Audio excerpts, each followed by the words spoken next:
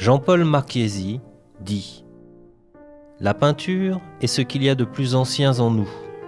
Le regressus ad infinitum qu'elle met en œuvre ramène à l'eau noire des premiers temps de la vie. » Nous sommes allés en janvier 2015 au musée du cinquantenaire à Bruxelles, visiter l'expo Lascaux sur l'art pariétal. Pour l'occasion, nous avons invité une classe de 3e professionnelle option art de l'Institut Sainte-Marie à nous accompagner. Alors ce que vous voyez, là c'est la réplique de la grotte. Grotte de Rome. Et dessus il y a un dessin.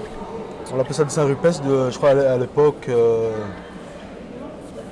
néolithique. Je ne suis pas encore sûr, mais il faut que je lise sur le panneau. Et là, dessus vous avez un dessin, une sorte de cheval. Ah ouais. Si tu suis le trait noir. Je vois si c'est. Non, il faut suivre ici. Tiens, le trait noir, toi, et hop. Tu peux monter. Ah ouais. Et là, ça fait toute la forme. Ok, on peut plus rentrer dans les grottes de l'Escaut. Parce que pour une fois, il y avait trop de visites. Il y avait comme une sorte de maladie quand il y avait les murs devenaient noirs et verdâtres. Et ça abîmait les dessins. Wow. Alors depuis qu'ils ont interdit les visites, il y a moins de taches noires et ça se passe mieux. Et c'est pour ça qu'ils ont fait une réplique de la grotte de l'Escaut. Quand tu vas à l'Escaut, je crois à côté, il y a une réplique pour voir les peintures et tout ça. Pour les visiteurs. Ouais, pour les visiteurs. Parce que maintenant, tu peux visiter la grotte. Ludo, si tu vois pas très bien, là, penche-toi. T'as comme une sorte de jumelle. Mets les 2 yeux dedans. Tu vois quoi? Des images, moi, genre de dessin, moi je sais pas. C'est ça que tu vois dans les grottes, quoi. Bonjour à tous, bienvenue à l'émission Babelut. Nous sommes à l'Institut Sainte-Marie, rue Émile Ferron, avec des élèves de 3e professionnelle option A et avec Fouzia. Bonjour Fouzia. Bonjour. Avec Ashraf. Bonjour. Et avec Redouane. Bonjour. Voilà, alors aujourd'hui on va discuter du musée, de l'accessibilité au musée. Et si les élèves de 3e professionnels sont avec nous, c'est qu'ils ont fait une visite au cinquantenaire il y a de cela 1 ou 2 mois. Avec 2 mois, merci Fouzia. Avec Fouzia, Ashraf et Redouane, ils sont allés voir une exposition sur l'art pariétal. Et ce qui avait de particulièrement intéressant, c'était justement de confronter des élèves en option artistique avec des malvoyants dans un musée. Parce que très souvent, les gens n'ont pas forcément conscience ou n'ont pas l'habitude de voir ce type de public dans les musées. Et même pensent que, qu'est-ce que les malvoyants, qu'est-ce que les aveugles pourraient faire dans un endroit où c'est le regard, c'est les yeux qui priment. Donc on a fait un certain nombre d'exercices avec les élèves et avec les malvoyants. Donc on va parler de ça, on va parler aussi des murs invisibles qui peuvent empêcher les gens d'aller dans certains endroits ou pas. Et c'est aussi pour ça que les élèves sont là, parce qu'eux aussi, peut-être qu'ils vous interdisez un certain nombre de choses, d'aller dans certains lieux ou pas. Et donc je pense que la confrontation et le dialogue peuvent être intéressantes entre vous. Donc on va peut-être se présenter, on va commencer par la personne qui est à ma gauche. Bonjour, je m'appelle Valentin. Peut-être ton âge? J'ai 16 ans, bientôt 17. Bonjour, je m'appelle Swan, j'ai 15 ans, je suis élève à Sainte-Marie. Bonjour, je m'appelle Laïla et j'ai 16 ans. Et voilà, je viens de la classe 3PA. Bonjour, moi c'est Philippe, je suis à l'Institut Sainte-Marie, je suis en 3PA et je suis un beau gosse. D'accord, merci Philippe. Mike? Bonjour, je m'appelle Mike, j'ai 15 ans et je suis en 3e. Bonjour, je m'appelle Youssef, j'ai 16 ans et je suis élève en 3PA à l'Institut Sainte-Marie.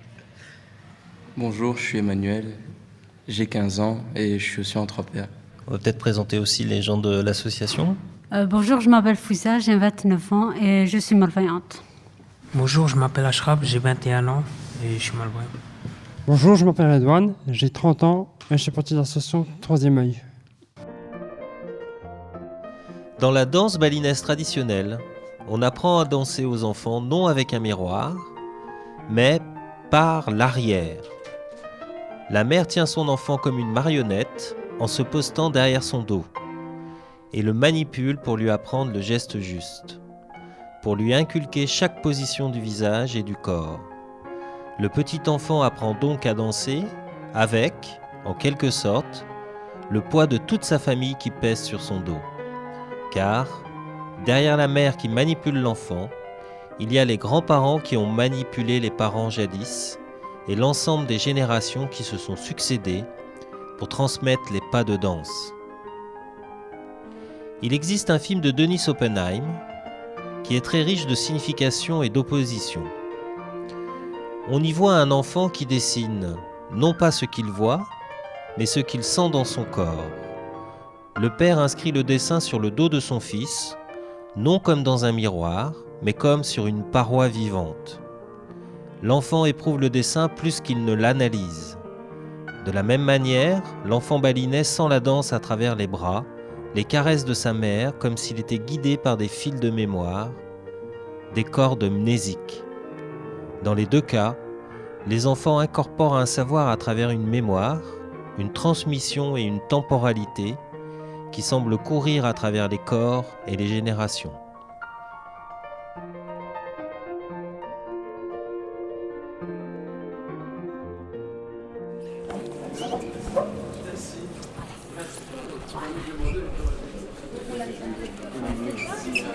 Quelqu'un t'a dessiné dans ton dos. Pardon? Ils l'ont fait avec toi, quelqu'un a dessiné dans ton dos. Moi, je fais les interviews. Ah, d'accord, très bien. Madame, il veut pas s'asseoir, madame. Allez, s'il vous plaît. Assis-toi. Mais t'es déjà sur la chaise. Mais oui, c'est toi qui vas dessiner alors. Bête ou quoi? Non. Mais toi, tu dois mettre le bandeau et moi je. Madame, il a pas compris. Mais oui, c'est pas compris. C'est quoi, je suis avec quelqu'un d'autre? Oui, voilà. Oui, il a pas compris.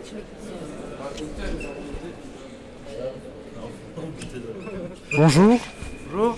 Qu'est-ce que tu en train de faire? Je suis en train de faire dessiner Ludovic en mettant mon doigt dans son dos pour qu'il le sente et qu'il redessine en fait le trajet que je fais avec mon doigt sur une feuille. Et donc j'essaye de le faire dessiner. D'accord.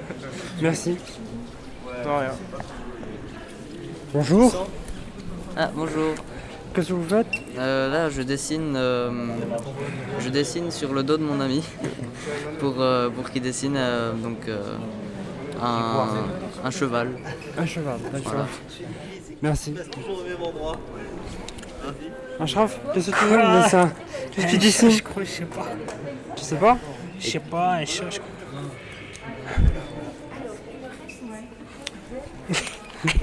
Tu sais pas ça? Tu sais pas ce que c'est? Je sais pas. Franchement, je sais pas. Est-ce que ça te plaît et qu'est-ce que tu ressens en faisant ça? Je sens que c'est peut-être un animal. Ouais. Attends, je vais voir, je vais essayer de voir.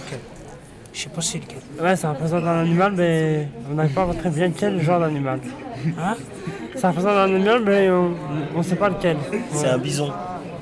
Un bison? Ouais, un bison avec des cornes. Là, t'as la tête avec les cornes, le dos. Ça se passe comment? Ça, c'est la fesse. Ouais. Un premier sabot, un deuxième sabot. Et on va essayer de continuer. Ah ouais. Donc ça représente un animal. Ouais, attends, je vais donner une feuille. Ils n'ont pas de feuille du coup.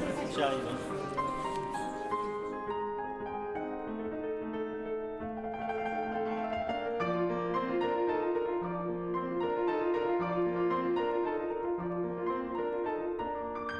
Qu'avez-vous apprécié de la visite qu'on a fait ensemble? Qu'est-ce que vous avez aimé, c'est ça que tu veux dire? Avec les dessins là, qu'on devait reproduire sur la feuille. Ben, ce qui m'a plu, c'était de découvrir des choses que je connaissais pas avant. Et ça m'a assez plu de faire de nouvelles découvertes. Et ça m'a aussi fait plaisir de me balader là-bas, connaître comment ils habitaient avant, comment ils s'habillaient, où ils habitaient. Est-ce que quelqu'un peut essayer de décrire en détail l'exercice et l'expliquer? Eh ben, nous avions tout simplement dû choisir entre guillemets une reproduction du dessin et mettre par exemple notre doigt sur le dos de notre partenaire et tout simplement dessiner entre guillemets, reproduire ce dessin sur le dos. La personne malvoyante ou l'élève avec les yeux bandés devait lui le reproduire sur le papier. Ce qu'il ressentait sur son dos. Ben, tu peux, si ça, ouais, pas expliquer, mais si ça t'a plu, tout ça. Pourquoi faire ça? On n'avait pas la même sensation chacun au dos, donc on avait tous un peu un dessin différent et tout ça. Ça donnait de nouveaux dessins, de nouveaux... Ouais. Et pourquoi faire ça avec un malvoyant? Quel est l'intérêt de l'exercice? On avait tous les yeux bandés lorsqu'on devait dessiner, pendant que l'autre derrière était en train de refaire le tracé sur le dos. Quelle impression t'as eue quand tu étais aveuglé? C'était spécial du dessin que ça donnait après, parce que avec rien, des choses qu'on ressent. Redouane, Ashraf et Fouzia, vous y étiez. Vous voulez réagir sur cet exercice, dire ce que vous avez ressenti? Qui commence? Fouzia? Tu l'as fait l'exercice? Oui. Alors, ça t'a plu? Ça t'a intéressé? Est-ce que ça t'a amené quelque chose? Est-ce que ça t'a permis de mieux comprendre le dessin qu'il y avait dans le musée? Ça m'a plu, oui. Mais si ça m'a apporté quelque chose, pas trop, quoi. Mais est-ce que ça t'a permis de visualiser, entre guillemets, les dessins? Oui, oui.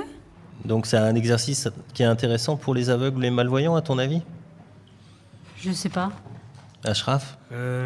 Non, pas spécialement pour les malvoyants. C'est pour les personnes qui vont, les personnes ordinaires, quoi, qui voient.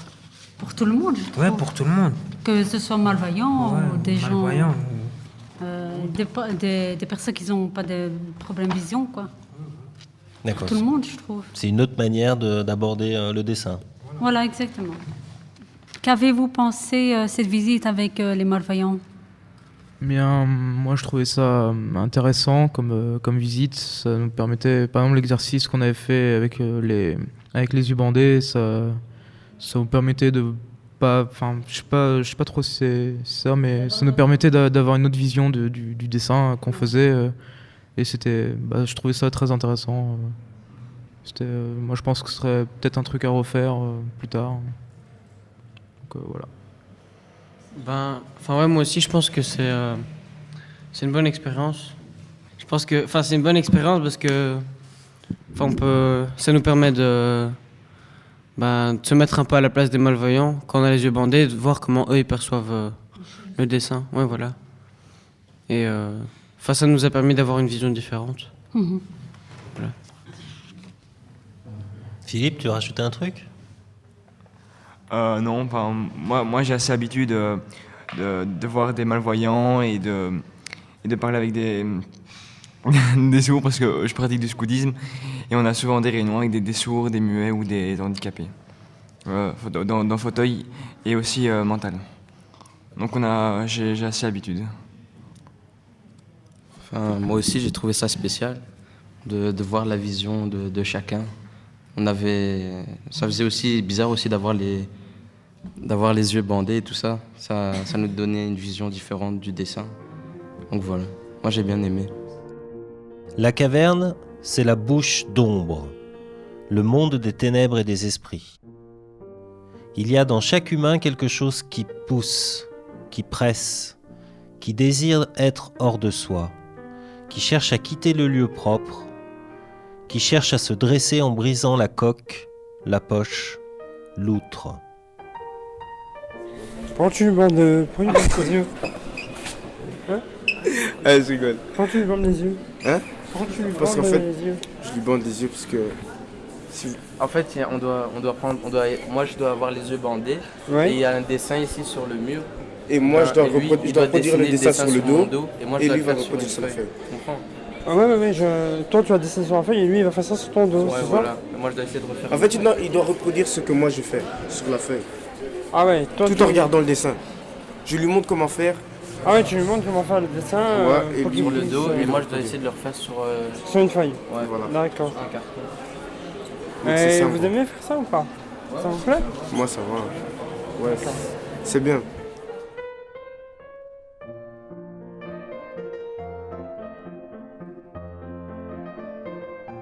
Ça t'a stressé? Ça vous a stressé d'être aveuglé ou? Non, pas question de ça. C'est juste que j'avais surtout envie d'enlever et de voir qu'est-ce que le dessin allait donner. C'était pas trop difficile de travailler avec les yeux bandés? Eh bien, honnêtement, oui, au début, je trouvais ça assez compliqué parce que on pensait, quand on le dessinait, pour moi ou peut-être pour d'autres aussi, on pensait bien dessiner ce qu'on ce qu'on nous faisait dessiner, et au final le rendu final n'avait absolument rien à voir avec ce qu'on pensait avoir dessiné. Donc c'était pas, enfin oui, c'était en quelque sorte difficile. D'accord, merci. Alors j'ai une question un peu plus dans l'ordre du personnel. Comment vivez-vous au quotidien votre handicap, enfin comment vous êtes tout le temps assisté d'une personne ou quelque chose comme ça, enfin. On apprend au fur et à mesure. On a appris dès le départ de notre handicap.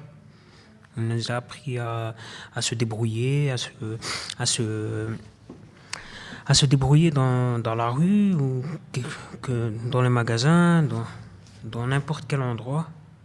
Et voilà, ça s'apprend. Mais au début, c'est un peu difficile, mais au fur et à mesure. Je ne suis pas né aveugle. J'ai eu ça, j'avais 13 ans. Je voyais, j'étais dans une école ordinaire. Et j'ai tout à fait changé d'école au fur et à mesure. Comme je vous ai dit, j'ai eu ça à 13 ans. Je voudrais savoir comment vous avez ressenti, quand vous êtes allé au musée, comment vous l'avez senti, comment c'était pour vous. Est-ce que pour vous c'était une bonne expérience aussi ou si... C'était une bonne expérience, surtout pour vous, avec l'exercice qu'on avait fait ensemble. Et il y a des musées qui sont adaptés pour les malvoyants. Mais pour moi, c'était une très bonne expérience. J'étais très content de l'avoir fait et c'était très intéressant. Fougère, tu voulais rajouter quelque chose? Mais je veux dire que c'est un endroit comme les autres, quoi. Je vois pas pourquoi les malvoyants ou les non-voyants ne peuvent pas faire cette activité, quoi. Je trouve, moi personnellement, je trouve que c'est un endroit comme les autres, quoi. Sauf, bien sûr, pour les malvoyants ou non-voyants, il faut avoir des choses plus adaptées, quoi. Vous avez l'impression que vous êtes mal accueillis dans ce genre d'endroit? Pas du tout. Non, au contraire. Au contraire, on est... c'est ouvert. Voilà. Il y a de l'accessibilité, parfois dans les musées et tout. C'est bien. Bien sûr, pour les voiturettes, parfois, c'est un peu... parce que dans certains musées, il y a beaucoup d'escaliers, mais bon, voilà. Ouais.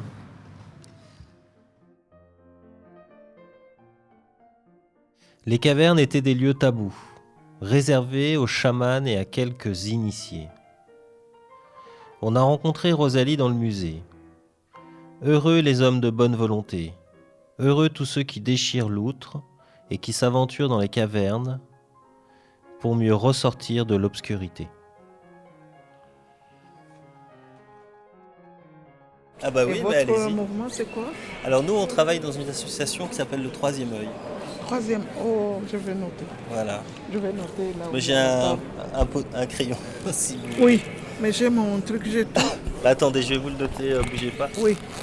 Je vais vous le noter. Là, par exemple, vous avez des exemples de dessins.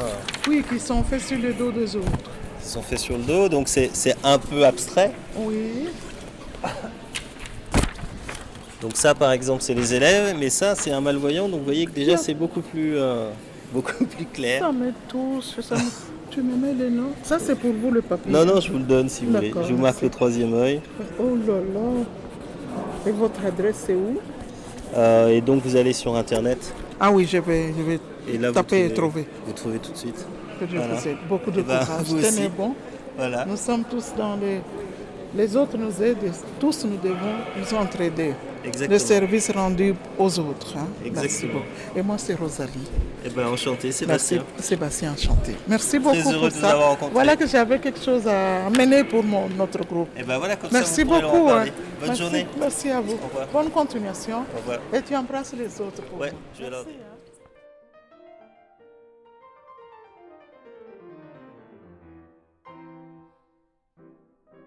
Votre handicap, donc la malvoyance, est-ce que c'était apparu pour certains à la naissance ou ou vraiment par après que c'est apparu? Je suis né prématuré à 6 mois et après j'ai été en couveuse et j'ai eu de l'oxygène dans les yeux. D'accord. Moi, non, parce que ma mère, elle était asthmatique, donc elle ne savait pas qu'elle était enceinte. Donc elle buvait des médicaments. Donc, et quand le médecin, ils l'ont dit à ma mère qu'elle était enceinte, donc c'était déjà trop tard, quoi. Enfin, malgré que vous ayez ça depuis que vous êtes né, si vous avez toujours du mal à vous habituer ou si vous avez toujours... si vous rencontrez toujours beaucoup de difficultés ou si ça va mieux. Ça arrive d'avoir des difficultés, mais on se débrouille comme on peut. Ouais, au départ de l'handicap, c'est vrai que c'est un peu difficile, mais au fur et à mesure, il faut s'adapter, il faut s'habituer à l'handicap. On n'a pas le choix, quoi. C'est comme ça. Voilà, on va... D'abord, je tenais à vous remercier de vous être prêté à ce débat. On vous remercie aussi d'être intervenu, d'avoir discuté avec Fouzia, Redouane et Ashraf. Là, je vais y arriver. Alors, il va y avoir un deuxième tour, c'est-à-dire que là, on a entendu la moitié de la classe de 3PA. Il va y avoir la deuxième moitié qui va, elle aussi, intervenir. Donc voilà, encore merci. Peut-être que vous avez un mot de la fin. Peut-être que vous voulez faire une... Laïla, tu voulais dire quelque chose? Je suis contente de vous avoir rencontré et j'espère que peut-être qu'on se reverra une autre fois, je sais pas. Bah oui. Moi aussi, nous aussi. Nous aussi, merci à tous. Merci, oui. Peut-être que l'année prochaine, on fera d'autres visites ensemble ou voilà, pourquoi pas. Peut-être, ce sera intéressant. Et bonne chance pour la suite. Merci à vous aussi. Merci. Domestiquer, apprivoiser, partager. Faire d'un monde étranger quelque chose d'habitable. Faire de l'hostile une promesse.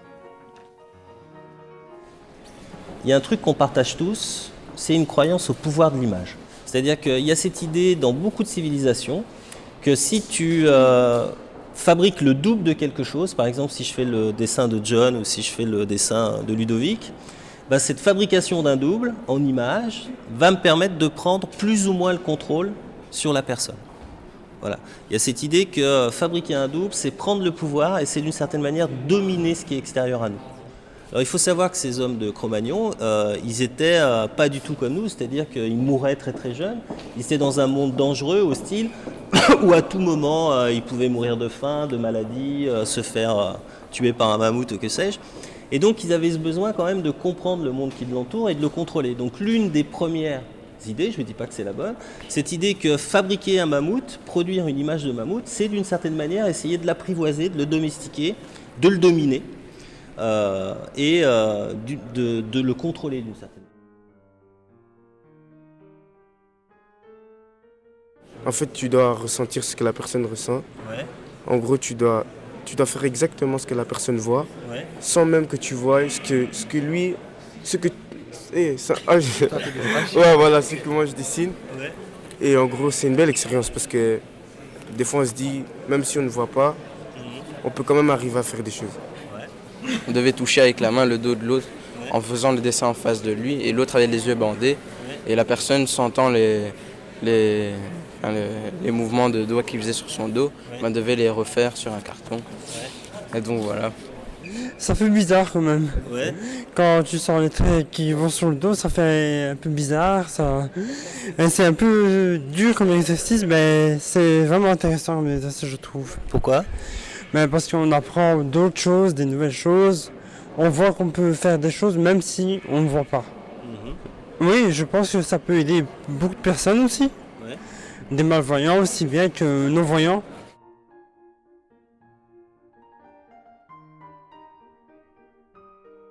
Bonjour, je m'appelle Diego, j'ai 19 ans. Bonjour, je m'appelle Clinton, j'ai 18 ans. Bonjour, je m'appelle Isaac, j'ai 16 ans. Bonjour, je m'appelle Rosario, j'ai 16 ans. Bonjour, je m'appelle Katie. Bonjour, je m'appelle Samia, j'ai 16 ans. Merci beaucoup. On va tout de suite commencer les questions. Qui veut commencer ? Fouzia ? Qu'avez-vous apprécié de cette visite au musée ? Franchement, moi j'ai aimé. C'était bien. Voilà quoi, c'était bien. Non, franchement, c'était bien. Moi, je trouvais que c'était assez sympa de faire découvrir un peu le monde simplement pardon. Le monde simplement d'un musée aux malvoyants, donc qui ne pourraient pas spécialement voir ce genre de musée d'habitude. Donc je trouvais ça assez intéressant comme expérience. J'ai aimé quand on a dessiné dans le dos des non-voyants. C'était bien. Tu peux expliquer? On a dessiné des dinosaures. Enfin, je me rappelle plus en fait. Je pense qu'on a dessiné. Ah, j'ai oublié. C'est pas grave. Une autre question, Ashraf, Redouane? Que pensez-vous des malvoyants qui font des visites au musée?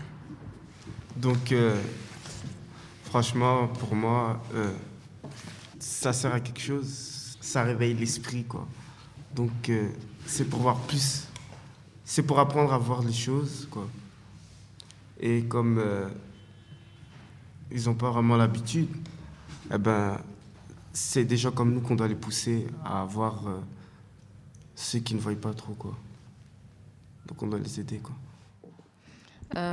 Moi, je voulais dire que justement, comme ils sont malvoyants, au musée, on utilise plus la vue qu'autre chose, vu qu'on touche avec les yeux.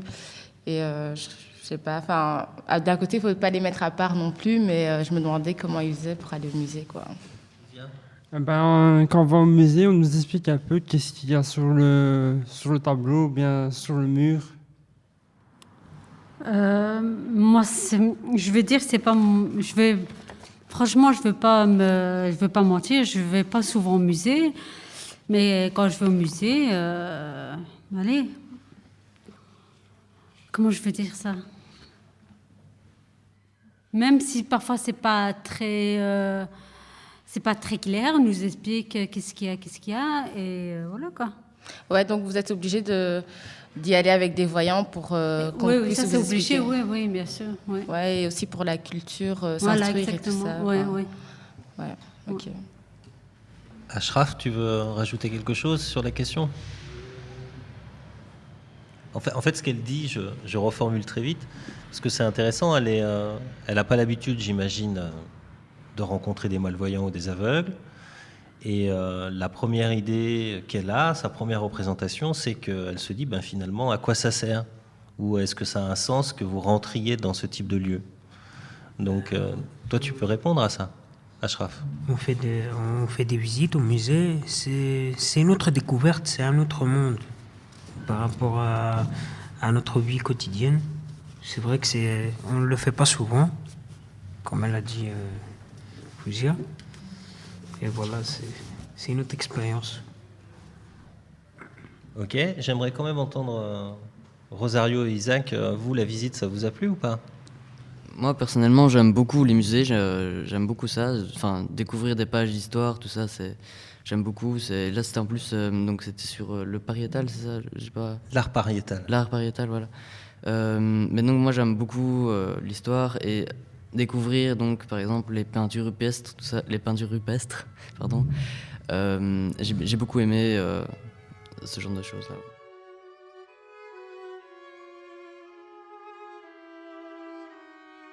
Donc voilà, on est avec Madame Cortambos, qui est prof de dessin à l'Institut Sainte-Marie. Qu'est-ce que tu as pensé de cet échange entre des malvoyants et des élèves de 3e professionnel? J'ai pensé que c'était une très chouette expérience. Je pense que ça leur permet à eux un petit peu de se décentrer de ce qu'ils voient et de ce qu'ils pensent et de détourner leur attention grâce aux malvoyants et alors de bien se concentrer sur ce qu'ils voient. Je trouve ça intéressant comme expérience. D'accord. Et tu as fait l'exercice du dos? Oui, je l'ai fait. Oui, je l'ai fait. Qu'est-ce que tu en as pensé? J'en ai pensé que c'était vachement difficile. Je pensais que j'aurais mieux fait. Et ah non, c'est vraiment difficile. Mais c'est très très gai. Très très gai à faire. Très très gai. Ce qui est dommage ici, c'est qu'il nous manque un peu de temps. Parce qu'il nous faudrait 1 heure en plus encore. Il faut 2 heures, 3 heures. Oui, vraiment. Oui. Voilà. Mais, très positif comme échange et comme expérience. Peut-être que c'est parti remise, peut-être qu'on fera autre chose avec eux. Avec plaisir.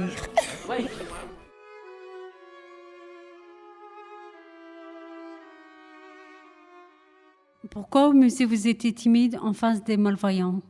Je ne sais pas s'ils étaient timides, mais c'est intéressant. Vous voulez réagir?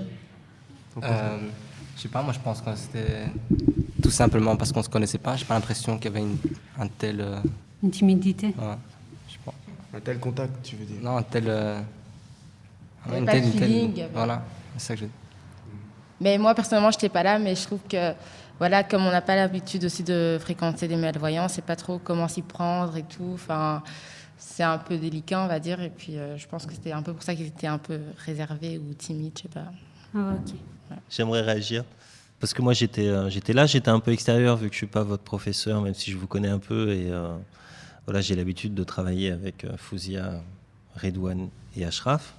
Et ce que je trouvais intéressant, c'est que justement, moi, j'ai pas senti cette timidité et j'ai trouvé plutôt que ça s'est très bien passé entre vous, vu que c'était pas facile du tout, vu que l'exercice était basé sur le toucher. Donc, il fallait rentrer en contact, et ça, c'est pas facile, hein, d'un côté pour des ados et même pour vous. Et donc, il fallait quand même toucher le dos, dessiner sur le dos, parce que vous dessiniez sur le dos ce qu'ils voyaient sur la paroi, afin que les malvoyants le sentent. Et après, le retranscrivent sur une feuille. Et ce qu'il y avait aussi d'intéressant, c'est qu'on a inversé les rôles. Et après, c'est les élèves qui se sont retrouvés dans une situation d'aveugle ou de malvoyant. Et donc, c'est Ashraf, Fouzia et Redouane qui devaient à leur tour dessiner sur le dos des élèves. Donc, il y avait quand même ce contact-là qui était assez particulier. Et je trouve que ça s'est très bien passé, que vous avez justement osé, parce que c'est loin d'être évident à faire comme exercice.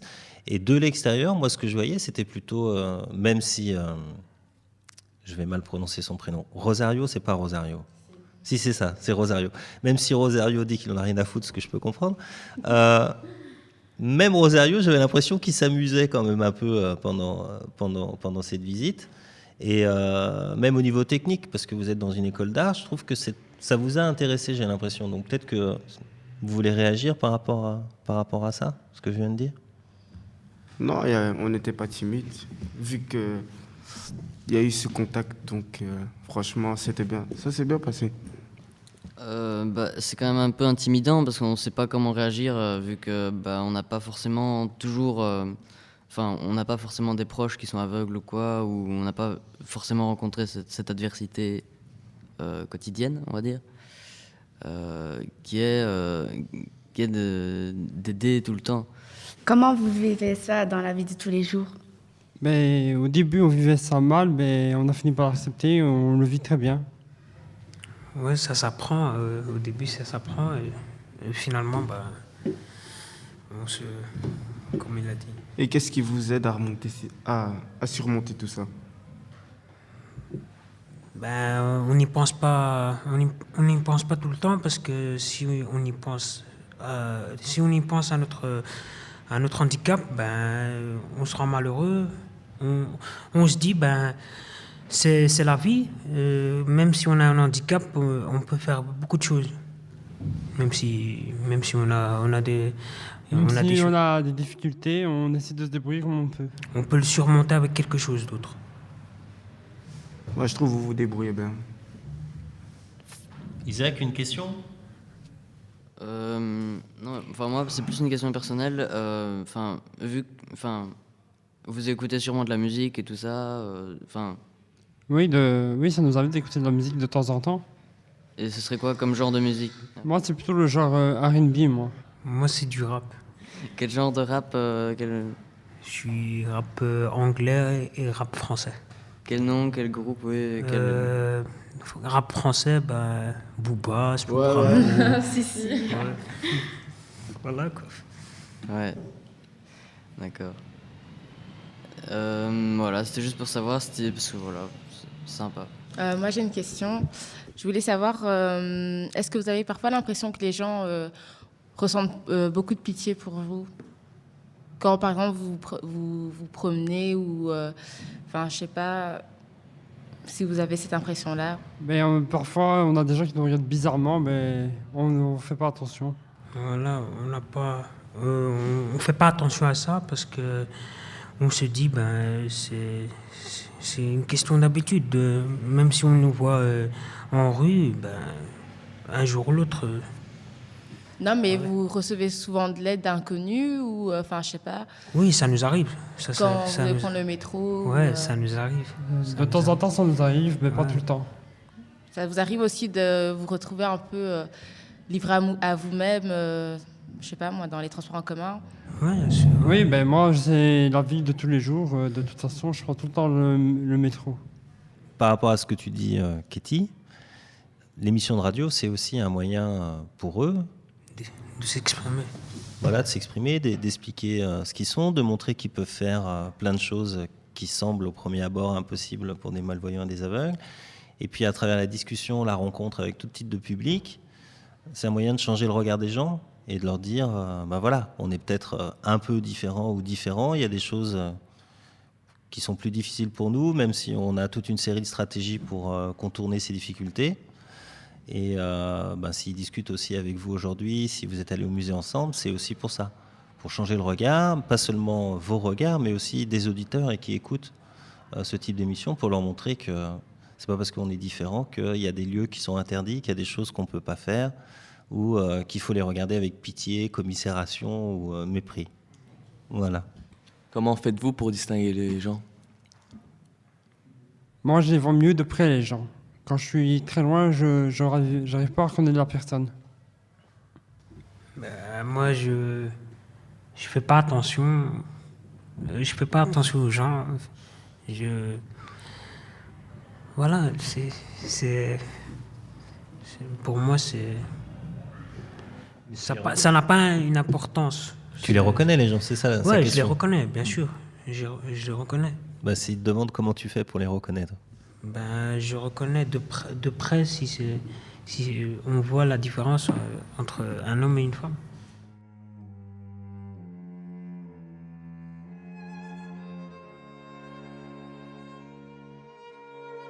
Rousseau dit « L'état de nature n'est donc ni une guerre générale, ni une vie sociable, mais un état de dispersion ou d'isolement.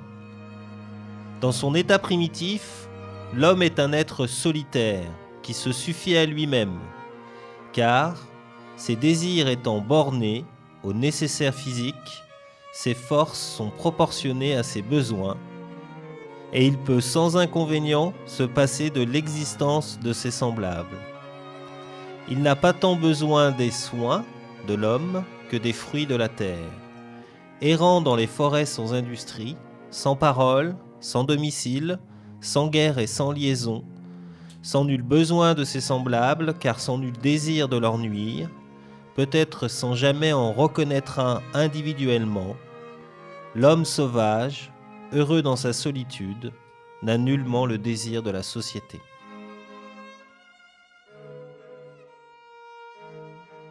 Les trois là, Ashraf, Redouane et Ludo, qu'est-ce que vous avez pensé rencontrer les troisièmes professionnels? Ça vous a intéressé? Oui.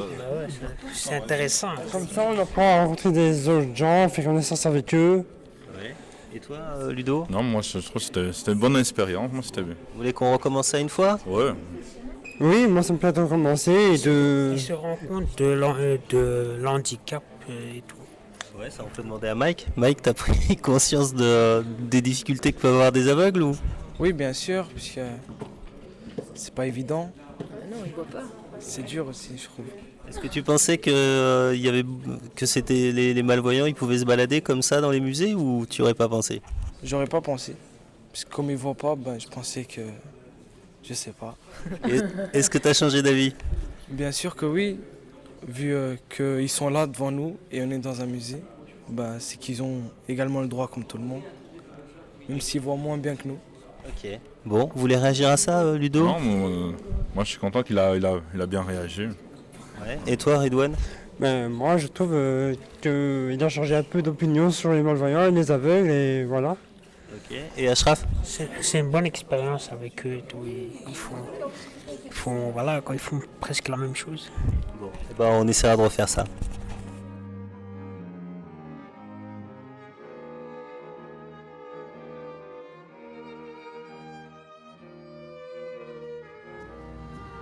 Je vais pas répondre à leur place, mais il y a la voix, il y a plein de choses qui font... Voilà, ouais. Qui savent il y a plein de choses. Qui tu es. Et vous fréquentez beaucoup de voyants ou vous restez plus entre vous, on va dire? Non, on fréquente beaucoup de voyants, c'est vrai, mais la plupart du temps, c'est avec les voyants. Mais moi aussi, je rencontre beaucoup de voyants et je discute souvent avec eux. Juste quand même, parce que je pense que ça les intéresse aussi, est-ce que ça vous a plu cette visite avec eux?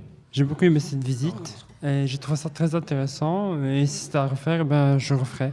Ouais, c'est une autre expérience. Surtout les dessins qu'on a fait. C'est un autre monde, comme on dit. Moi, j'ai une question pour les élèves, parce que vous avez choisi le dessin. Est-ce que vous pensez que le dessin, ça peut être justement un moyen de rapprocher les gens, ou pas? Pour moi, oui, parce que voilà, dans l'art, en fait, ça représente tout. On peut représenter tout avec l'art. Genre, on peut représenter des émotions, des pensées, tout ce qu'on veut, quoi. Et oui, ça peut rapprocher les gens. Voilà. Je voulais juste savoir quel est votre rêve, en fait. Enfin, voilà, on a tous un métier qu'on vise ou, je sais pas, pour plus tard. Et j'aimerais bien savoir quel est le vôtre, ou si vous en aviez un de base, mais vous pouvez pas le faire à cause de votre handicap, je sais pas, un truc du genre. Moi, je voulais faire psychologue. Mhm. Mais au début, j'avais tout le temps ce rêve de faire psychologue, d'aider les gens. Et c'est un moyen de s'exprimer, psychologue. Moi, au départ, je voulais être médecin, mais ma vue ne me le permet pas. Ah, ok. Et quels sont vos plans B, alors, dans ce cas? J'ai pas encore pensé à ça pour l'instant. Ouais, moi aussi. Moi aussi.